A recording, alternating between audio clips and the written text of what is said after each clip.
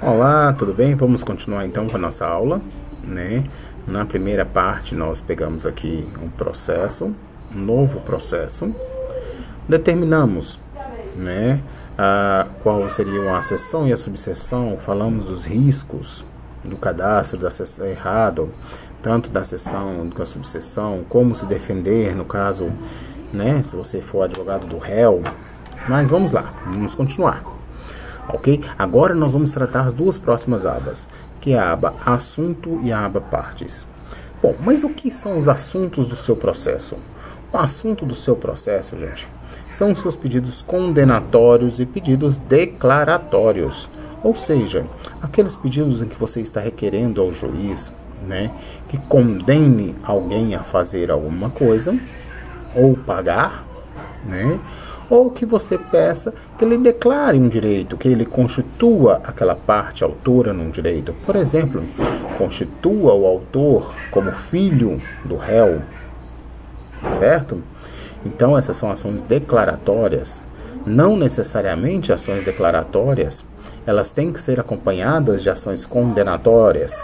Às vezes o pedido pode ser meramente declaratório, ele quer apenas se constituir como filho, para fins de herança futura.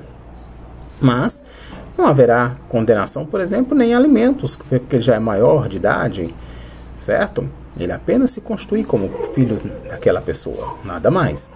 Então, não entrando muito nessa temática, porque isso é objeto lá, né, do seu quinto ou sexto período, processo civil 1, né? Vamos continuar. Então, nós já sabemos que aqui nessa aba nós temos que preencher nossos assuntos condenatórios e declaratórios.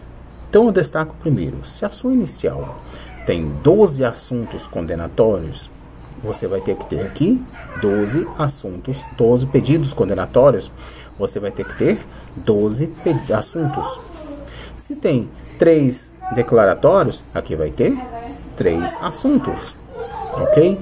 Então vamos simular uma ideia de um acidente de veículo, na qual a pessoa, ela estava dirigindo o carro e bateu, né, o carro. Só que o culpado foi o terceiro, certo? Só que esse terceiro, ele, além de bater, ele saiu xingando, vamos colocar que o motorista era uma mulher, né? E ele começou, só podia ser mulher, roda dura, não sei o que lá, não. E todo mundo presenciou isso. Então, além do dano material, nós temos aí uma possibilidade de dano moral, certo? Então, o que nós vamos trabalhar aqui? Nós vamos trabalhar com 2 pedidos condenatórios. Um pedido em que a parte está requerendo, né, o dano material, ou seja, o conserto do veículo, e um outro pedido em que a parte está requerendo, né, o dano moral, pelos xingamentos, pelas coisas que ele falou, porque ela se sentiu constrangida no momento do acidente, ok? Então, né, o que nós vamos considerar aqui? Então, vamos procurar o primeiro pedido, dano moral. Pesquisar.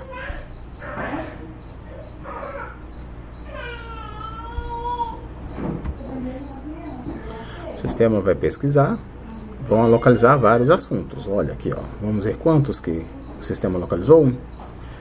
18 assuntos. Então, qual assunto realmente eu vou usar? Nós temos que ler com bastante calma cada assunto para não escolher errado. Eu estou falando de direito administrativo? Não. Eu estou falando de direito civil? Estou. Mas eu estou falando de responsabilidade civil? Estou. Estou falando de dano moral? Estou. Opa, é esse não? Não. Olha aqui. Erro médico. Eu não estou requerendo erro médico. Vamos para o de cima. Eu estou falando de direito civil? Sim. Estou falando de responsabilidade civil? Sim. Estou falando de indenização por dano moral? Sim. Estou falando de direito de imagem? Não. Estou falando de direito de trabalho? Não, já posso descartar. Estou falando de direito administrativo? Não, já posso descartar. Já estou falando de direito de trabalho? Não. Estou falando de direito administrativo? Não, vamos subindo. Opa, olha isso aqui. Direito civil, responsabilidade civil, indenização por dano moral, acidente de trânsito. Veja que esse assunto ele é específico. Então, nós temos aqui certinho, certo? Acidente de trânsito em dano moral. Então, agora vamos procurar o dano material, que é meu segundo pedido. Vamos pesquisar. Da mesma forma, gente, nós temos que ler um por um, tá? Coincidentemente, aqui o dano material também é o segundo, olha. Direito civil, responsabilidade civil, indenização por dano material, acidente de trânsito. Bom, e aí? Vamos supor que eu tenha colocado errado. O que acontece? Vamos colocar aqui, ó, mais um, independente, o direito de imagem. Dano material, direito de imagem. Pô, mas não tem nada a ver com o meu processo, né? O que é correto? Aqui eu vou gerar um pedido a mais, então ele não deve conter. Para excluir é muito fácil, gente. Basta clicar aqui, ó, nessa setinha. Remover. Assim como para incluir, basta clicar na setinha, para a setinha ir para lá. Para voltar, basta clicar na setinha remover. Então aqui nós já temos os nossos dois pedidos, certo? Então agora vamos para a aba Partes. Na aba Partes, nós temos que considerar alguns detalhes. Primeiro, já vem cadastrado o advogado. Nós acessamos aqui o perfil do Joãozinho, certo? Que é um advogado da Bahia. Agora, nós vamos cadastrar o autor. Para isso, nós vamos ir aqui em polo ativo, mais parte. Bom, se vocês observarem, ele vai perguntar, é pessoa física, jurídica ou ente autoridade? Se você for pessoa jurídica, empresas, marque aqui. Ele vai perguntar, CNPJ. Se pessoa física, marque aqui. Aí ele vai perguntar, brasileiro ou não brasileiro? Se não for brasileiro, ele vai perguntar, qual é o passaporte? Certo? Então agora nós vamos trabalhar com um brasileiro, tá? No caso, gente, o que acontece? Para a distribuição de uma petição inicial, é obrigatório que você tenha o CPF do autor, tá? Não é possível que você distribua uma ação inicial sem ter o CPF do autor. E aqui você não pode fazer substituição. Você não pode usar o CPF da mãe para substituir da criança que não tem, ou do tutor para substituir daquele que é tutelado, tá? Você tem que ter o CPF da pessoa. E o que acontece, gente? Devo chamar a atenção suas, né? Que no nosso exercício aqui nós vamos usar o nosso CPF, ok? Então eu vou colocar o meu. 030 90 29 36 84. Por que o nosso? Porque aí vai ser a forma que eu vou ter para identificar que você fez o exercício. Ah, professor, mas eu coloquei o meu CPF, ele fez a sincronização com a Receita Federal e apareceu um nome que não tem nada a ver. Andrômeda, né? O que aconteceu? Bom, primeiro nós temos que colocar o seguinte. Aí é um sistema simulado. Então, para evitar uma quebra de sigilo, certo? O sistema altera seus dados, cria dados falsos, de forma apenas para proteger os seus dados. Senão seria muito fácil, já que esse é um sistema público, né? Um estelionatário poderia entrar no sistema e simplesmente jogar um CPF aleatório e descobrir o nome e os dados todos da pessoa. Agora, no sistema real, aquele que você acessa ou com o CPF do advogado, ou do assistente, ou com o certificado digital, o nome que vai aparecer aí é o seu nome. No meu caso aqui apareceria Andrei Mendes Santos, certo? E neste momento seria feita uma sincronização automática com a Receita Federal, puxando todos os dados que estão lá na Receita Federal. Confirmei, é o meu nome? Então vamos clicar em confirmar. Clicando em confirmar, vão aparecer várias abas para você. As duas primeiras, que são informações pessoais e documentos de identificação, no sistema real, nós vamos simplesmente ignorar. Isso por quê? Porque, como eu falei com vocês, ele estará fazendo uma sincronização automática com a Receita Federal. Se a sincronização ela é automática, os dados que vão estar aqui são os dados da Receita Federal. Se tem alguma coisa errada, o seu nome está aqui, ou está faltando algum dado, isso é lá na Receita. Você vai lá na Receita e altera. Não adianta não você alterar nada aqui. O que nós temos que ir é direto para a aba Endereços. Na aba Endereço, gente, você também tem que ter um CEP específico do seu cliente. Ah, professor, mas é meu cliente, ele mora na zona rural, lá não tem CEP, ou é um loteamento ainda não cadastrado nos Correios. Neste caso, gente, por mais que não seja indicado, não há erro nenhum você colocar o CEP do seu escritório. Ok? Não há problema nenhum você fazer isso. Eu indico para você que no sistema, aqui no preenchimento, tá? No preenchimento do sistema, você vai colocar o CEP do seu escritório. Certo? Agora, na sua petição, lá no texto da sua petição, você vai colocar o endereço real dele, fazenda tal, loteamento tal, certo? Então veja o que eu digitei, o CEP, ele localizou o CEP, eu cliquei em cima do nome da rua que apareceu, ele preencheu automaticamente o sistema e agora cabe a mim apenas colocar o número, certo? Eu vou mandar incluir, ele vai incluir aqui. Certo?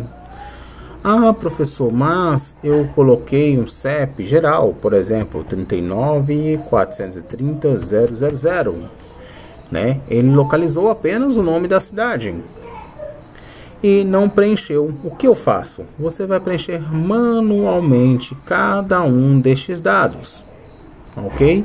E depois clica em incluir, ok? Bom, cadastrado o CEP do autor, o endereço do autor, o outro documento obrigatório são os meios de contato. No meio de contato, a gente pode colocar aqui o e-mail ou o telefone.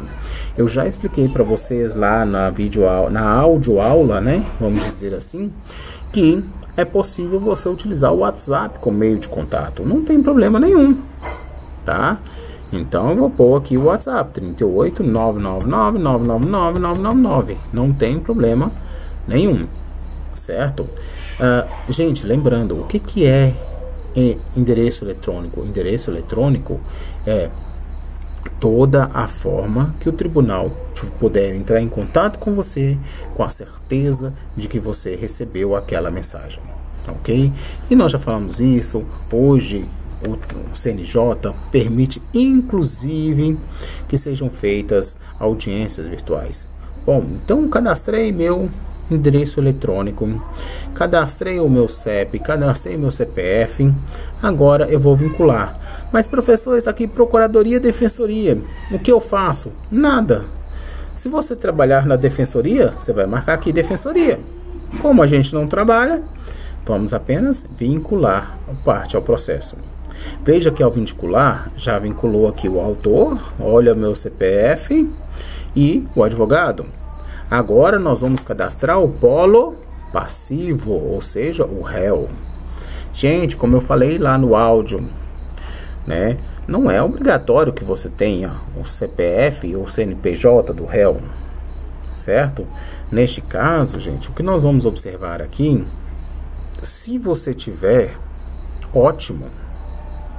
Agora, se você não tiver, tá vendo aqui embaixo, ó, tem um campinho que não existia. Olha aqui, ó. Não possuo este documento. Vai abrir para você. Possui outro documento que identifique? Nós vamos marcar sempre não. Aí ele pergunta, qual o nome ou alcunha? Também, como já dito lá na audioaula, né? O nome ou alcunha. Alcunha é aquele apelido, mas não um apelido íntimo do você com seu namorado, ou aquele íntimo só dentro da família. É aquela alcunha, aquele apelido que é reconhecido por todos. Não necessário, é muito comum em artistas, como eu falei lá na primeira videoaula, mas, né, aqui no caso, gente, nós vamos trabalhar mais a ideia da alcunha como aquele apelido de conhecimento público, tá? Eu citei casos de artistas como Xuxa, Pelé. Você pode escrever aqui sem problema nenhum, Pelé, certo? Não tem problema nenhum, desde que você indique o endereço correto de onde citar o Pelé. Agora, se eu souber o nome do Pelé, né, todo, Edson Arantes do Nascimento, aí eu posso colocar aqui. Opa, voltou tudo.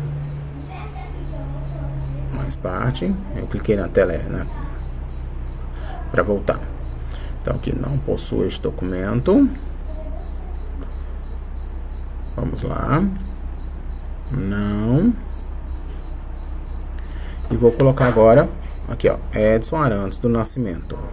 Aí eu quero colocar aqui na frente a alcunha dele, Pelé.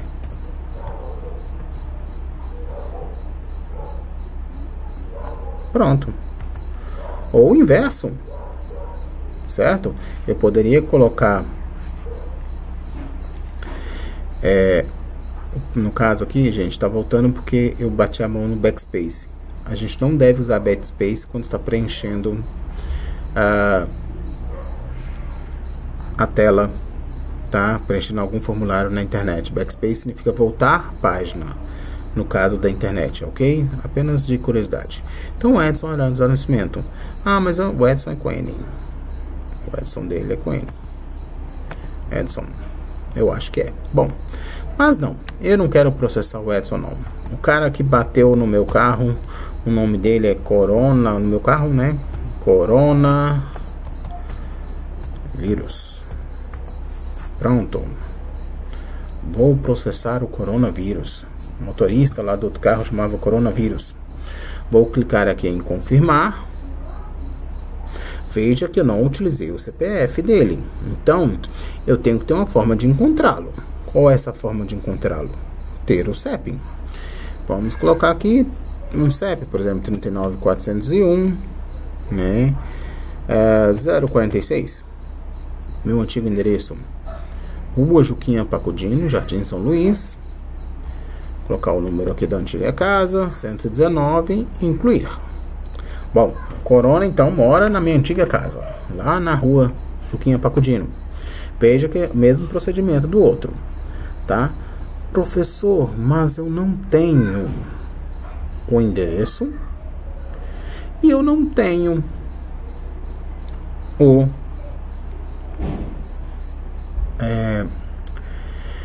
eu não tenho endereço, mas eu tenho o CEP. Ou eu tenho o CEP, ou desculpa, eu tenho o CPF, mas eu não tenho endereço. Ou eu tenho o endereço, mas não tenho o CPF. Como eu faço? Gente, observem aqui. Vamos trabalhar com a seguinte ideia. Vocês conhecem os sistemas Bacen-Jude? O sistema Bacen-Jude, ele bloqueia,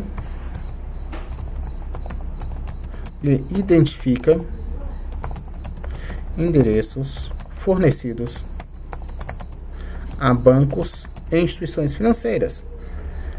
O RENAJUDE é a sua declaração de IR, imposto de renda. O INFOJUDE, que faz, né? Opa, desculpa, coloquei errado aqui. O RENAJUDE, ele identifica a propriedade de veículos e motos. O INFOJUDE, sim, que é a declaração de receita